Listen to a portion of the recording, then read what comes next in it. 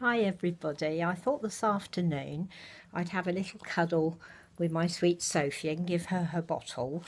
And what I would do is I would do the 15 question tag that's been started. All right, sweetie, there you go. Oh, she likes her new bottle, don't you? There's a good girl. Right, question 1. When you're leaving the house, what's the thing you can't do without? Oh, blimey, that's my walking stick. Oh dear, I can't walk without it, I'm afraid. So yeah, it would be my walking stick. Let's turn you around a little bit, sweet girl. There you go. Number 2, when was the last time you cried? Oh goodness. When was the last time I cried, Sophie? I think it was about a week before Christmas last year. I do find it very hard to cry because I keep my emotions very much under wrap, and my sister had had another stroke, her third stroke, and I'd kind of been keeping it all together, and then my elder son was here and I was talking to him about it, and I just broke down, and I came upstairs, shut my bedroom door and had a really good cry, sobbed my heart out. It's not good for you really to keep things pent up like that, but I had a really good sob, and it really tired me out for days actually. It was very wearing. You shouldn't be like that really. You should always, is that block, sweetie? You should always try and let go of your emotions, but I've never been very good with that, I'm afraid. That's better, isn't it, sweet girl? I've never been very good with that, and my sister just means so much to me, and I just sobbed and sobbed and sobbed as quietly as I could, so no one could hear me. And yeah, it made me ill for days. Number 3, the best memory that makes you smile to think about it.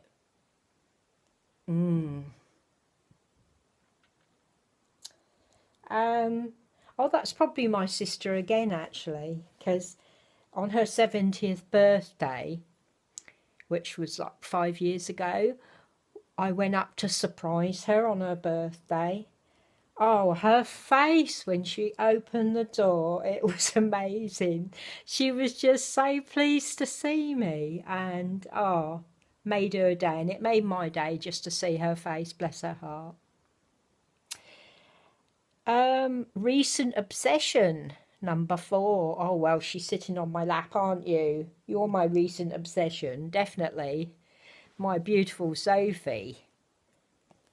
Is that enough, sweet pea? There you go. Oh, look at that, you dribbling everywhere. You sweet girl. Let's give you a little burpee. Number 5, what's your greatest fear? Oh,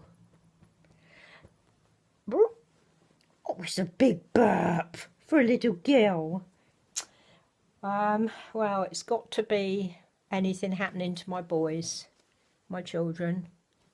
I mean, that would just absolutely kill me if anything happened to my boys.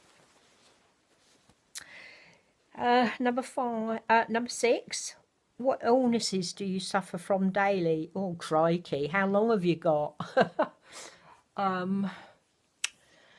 Well, I've got rheumatoid arthritis, which has disabled me.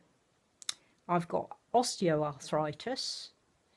I've got diabetes, fibromyalgia, and osteoporosis. So, quite a few things. Number 7, what's your favourite car? Sports cars. I absolutely love sports cars. I mean, we've never had one because my husband's an old fuddy-duddy and he would never buy one. I love sports cars and I love motorbikes. My brother used to race motorbikes and I used to love getting on the back of his motorbike. Loved it. What car did you drive at 16, or what was your first car? Well, I didn't drive or start to learn to drive until I was, late 20s. And I had a little Riley Elf. That was like a Mini, if you know what, all of you living in America, if you know what a Mini is. I'm sure they're known all over the world. So it was very like a Mini, and it was red and it had a white roof. And I wanted my husband to do a Union Jack on the roof for me, but he wouldn't do it. So yeah, I had that, and I was learning to drive in that. And then we went out.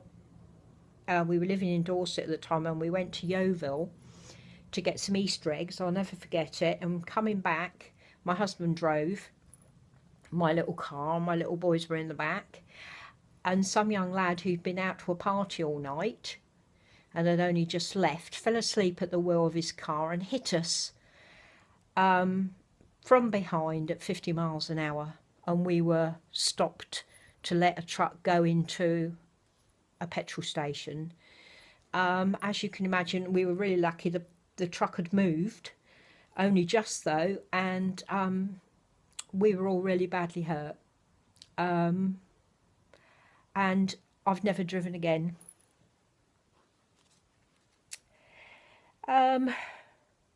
If you could turn back time, what would you change? Number 9. This is definitely not getting married so young. I got married far too young. 10. Who has made a major impact in your life? Oh, that's my dad. Oh God, my dad was so wonderful. I lost him 25 years ago now, and when I lost him I wanted to die as well. He was my anchor, my dad. He used to make me laugh. He was such a lovely, cheerful man, and I had such an awful childhood, and he was the only person who kind of was there for me. So my dad. Number 11, what did you want to be when you grew up? What vocation? I wanted to be a teacher. I really wanted to be a teacher. Oh, I love this little girl so much. Oh, do you know, I picked her up this morning and I just kissed her all over her face and her little nose, and I couldn't stop kissing her because I just love her.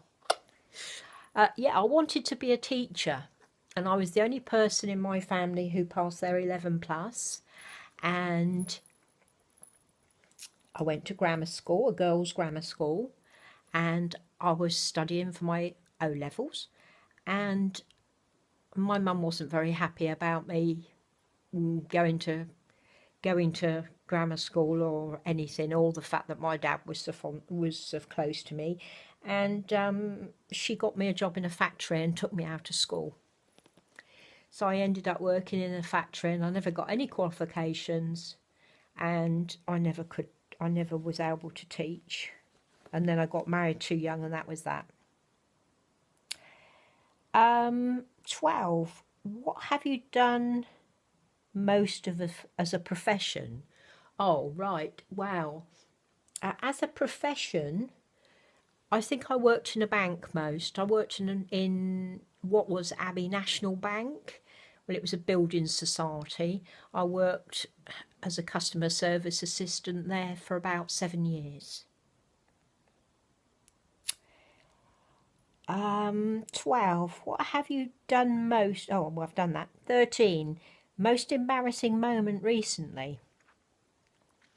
Well, I haven't really had one recently, to be honest, because I don't kind of interact with people.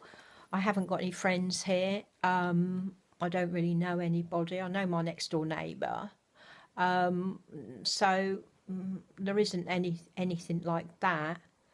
But something embarrassing happened a few years ago, because we have our groceries delivered by Waitrose, and there's a lovely man who's very, very helpful, a lovely man, and he reminded me a bit of a character in in a soap opera that we have here in the UK. I'm not going to say which one, but he reminded me a lot of this person.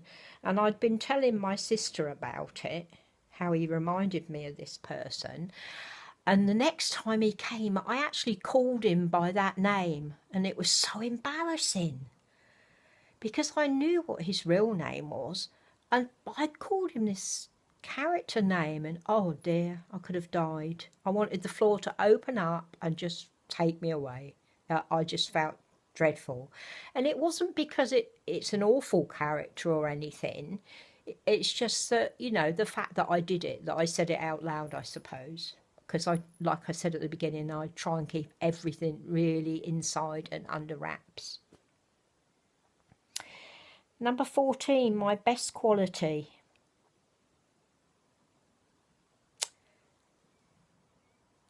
I am a very, very sensitive person, and I feel a lot of pain for other people.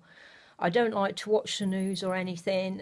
My husband delights in telling me this plane's crashed, this has happened, but I don't really want to know because I get so upset. It was like the tsunami on Boxing Day. Oh, I just get so upset for those people because my mind races and I think about their families and, oh, I'm getting upset thinking about it.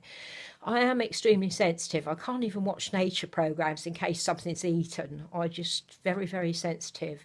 And it's like a friend I used to work with, her husband died a few years ago, and she phoned me up recently because she phones me every now and again, and she phoned me up recently and she was saying that someone had asked her to their 50th anniversary dinner. And the first thing I said to her was, oh my God, that's going to be so difficult for you. And she said, thank you, Suzanne. You're the only person that said that or realised that. But, you know, I could put myself in her place, and how awful for her to have to go to somebody else's 50th when her husband's died and she never got to that with him. So, yeah, if anything, I'm oversensitive. And number 15, the greatest lesson that I've learned at this stage in my life. Right, well, this is good, I think, because I think the greatest lesson I've learned is don't leave anything till tomorrow, ladies. If you want to do something, do it. Don't leave it. Because fate has this awful way of kicking you out the backside. I mean, my hubby kept saying to me, oh, we won't do that, we won't do that, we'll leave it. When the kids are grown up and they've left home, we're going to do that, and we're going to see this, and we're going to do that, with everything. When I kept saying to him, I'd like to go to Paris, or I'd like to do this, or, you know, I'd like to go on a walking holiday or anything. And then when it came to it, when I was 50 and we retired, we took early retirement, so because our boys were grown up and looking after themselves and everything, and we had that time, we were going to go and do it. A year later, I got rheumatoid arthritis and I'm disabled and I can't do anything. I can't walk anywhere very far. I can't, you know, a lot of days I'm too ill to go out. And so, yeah, we put it off. And look what happened. Don't put anything off. Seize the day. Go out there. Do it. Don't say next year, next week. Do it. That's the greatest lesson I've learnt. And I give that to you, my friends.